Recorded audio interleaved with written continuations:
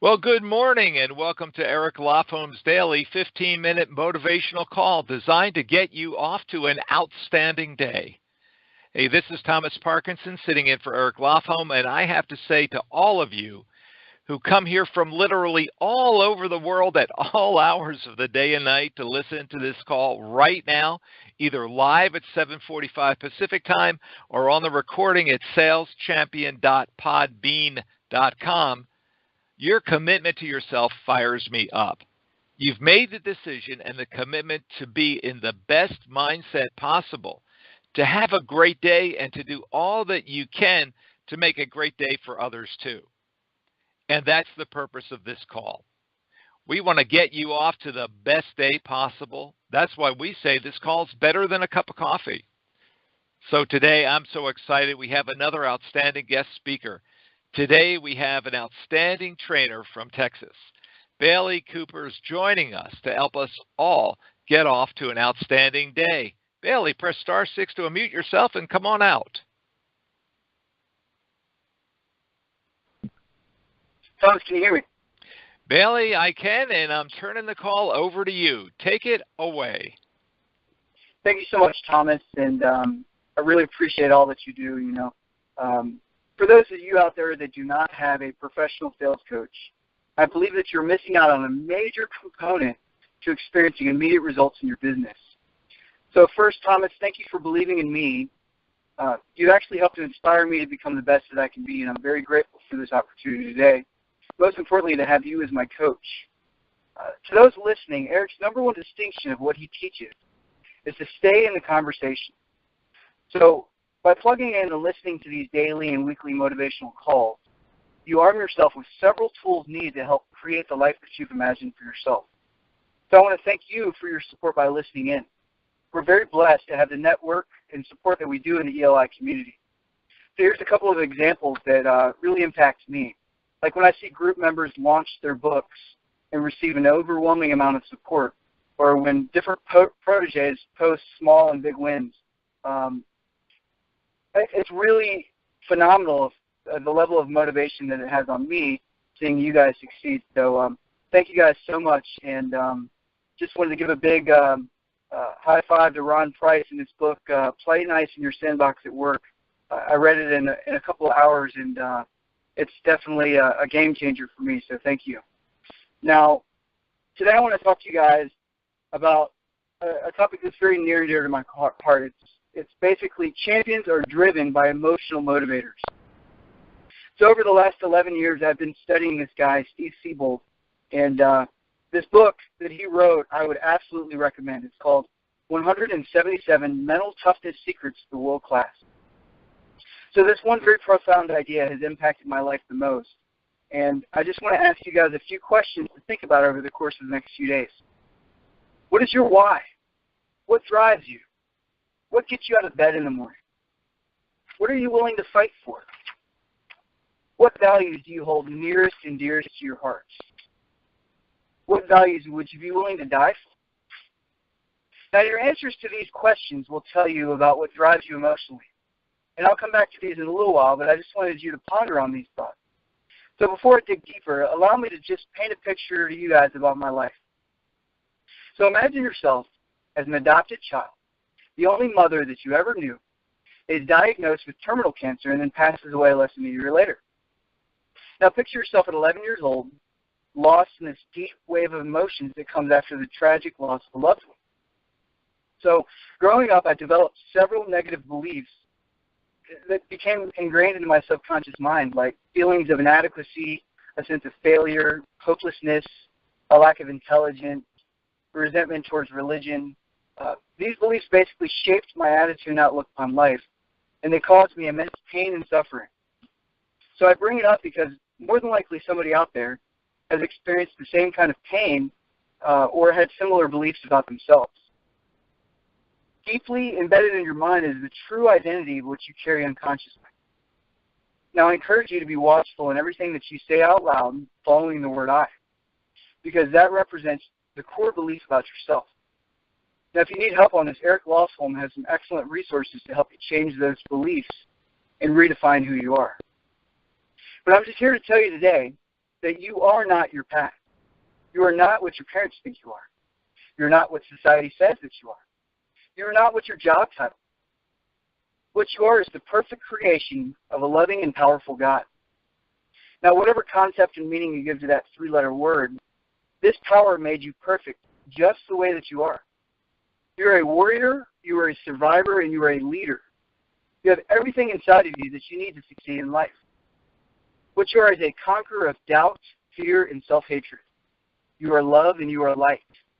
Now, this cornerstone, to me, was what I needed to be able to change my beliefs and develop into a leader. So first I had to reprogram myself to be able to look in the mirror, view myself the way that I think that God sees me. The problem with that is that when I was angry and resentful at God, that belief reflected how I actually felt and saw myself. So if you don't believe in God or you're resentful at God, just try and see yourself the way that you think your parents would have looked at you when you were first born. And I imagine that my folks saw me as pure, perfect, and innocent. Now, this foundation is a stepping stone to personal growth, in my opinion, and I really encourage you to seek and search within yourself to find out what is your true identity. You know, you may be just as surprised as I was when I found out, but the good news is that you can change it. So I want to read you guys a quote from the book, 177 Mental Toughness Secrets to the World Class, and basically about what separates the world-class performer from the masses.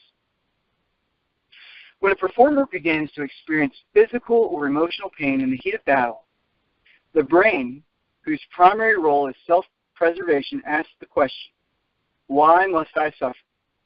The champion will answer the question with a vision they have carefully constructed, and they will continue to fight. Since the masses lack this mental clarity and have no reason to suffer, they quit as soon as the pain kicks in. Developing a world-class vision is the secret to world-class motivation. Steve Siebel. So today I want to give you guys the magic mental toughness formula. It's a test that every potential champion must pass. Larry Wilson, if you don't know who he is, he's the genius of the personal development movement. He stated that D plus V plus P must be greater than C. The D stands for dissatisfaction. The person has to be somewhat dissatisfied in some area of their life if they're ever going to be motivated to change, right? The V stands for vision. The person must have a crystal clear vision of where he or she wants to go. The P stands for process. In other words, the person has to be equipped with enough tools to be able to hang in there long enough to achieve world-class results. These three things added together, dissatisfaction, vision, plus process, must be greater than C, which stands for cost, which is basically the price that he or she will have to pay to make their vision a reality. So I have a few questions for you. Are you somewhat dissatisfied with any aspect of your life? Do you have an emotionally charged vision so compelling and clearly defined that it gives you goosebumps just thinking about it? Do you know the tools that the champions use to keep themselves strong during rocky times? Now, don't worry if you don't, because there's a strong network of world-class champions right here within the ELI community. Now, what about the cost? Are you willing to pay the price to make your vision a reality? If you answered yes, well, then at least you have a shot at achieving world-class results.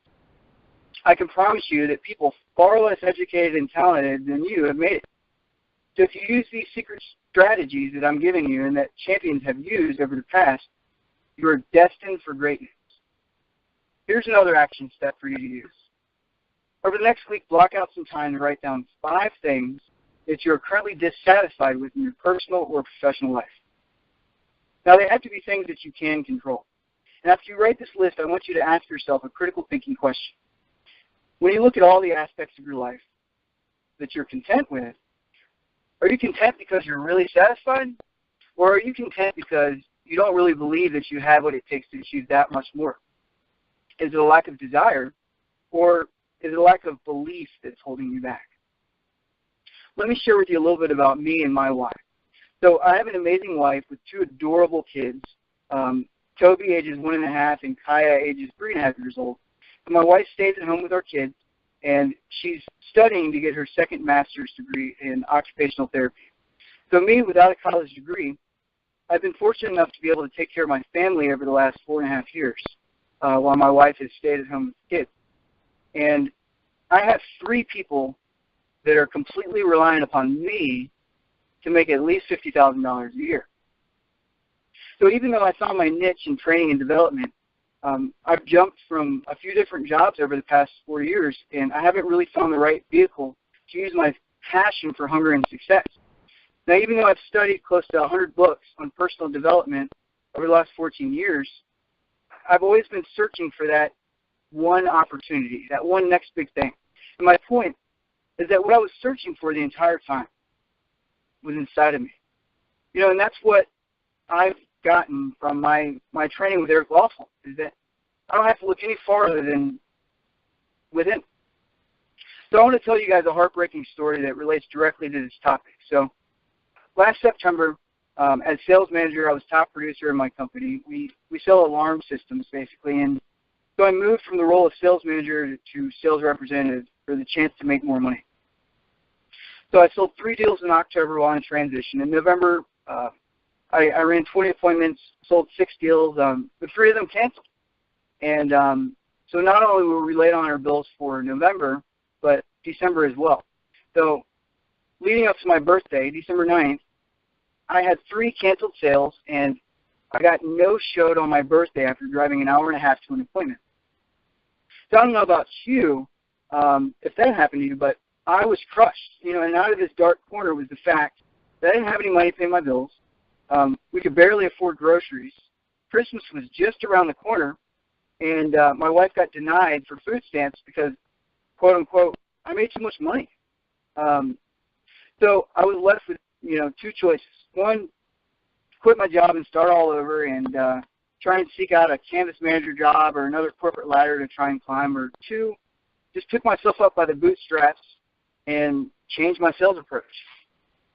So what I did is I went home and I searched through any bit of information I could find in my emails, different webinars and stuff, and I actually came across one that I had listened to in August from Tom Hopkins and Eric Lawful about increasing your sales, and luckily this link was still available. So what I did is I studied that about 2 hours, and then I went up to Eric's YouTube and I just started searching and searching and searching for information that could help me in my sales process. And I don't know about you, but I was really looking to see if this guy was legit. So I know I'm probably not the only person listening here that has done that, but basically what I got from these teachings was this. Selling equals serving. Sell from honesty, integrity, and compassion. Selling is about leading. Selling is about moving people to action. Selling is fun. Selling is about connection. So what I did is I threw away my entire presentation. I replaced it with this. So I made a goal to repeat this affirmation, 10 times every day. I started to play the numbers game and see how many doors that I could knock in a day, how many doors that I could get slammed, how many yeses that I could get, how many appointments I could generate. I just became obsessed with these numbers rather than the number of sales or lack thereof. So I started to write out my goals every morning, and I went back to them throughout the day to help keep me focused. When I ran appointments, I would pray this simple prayer.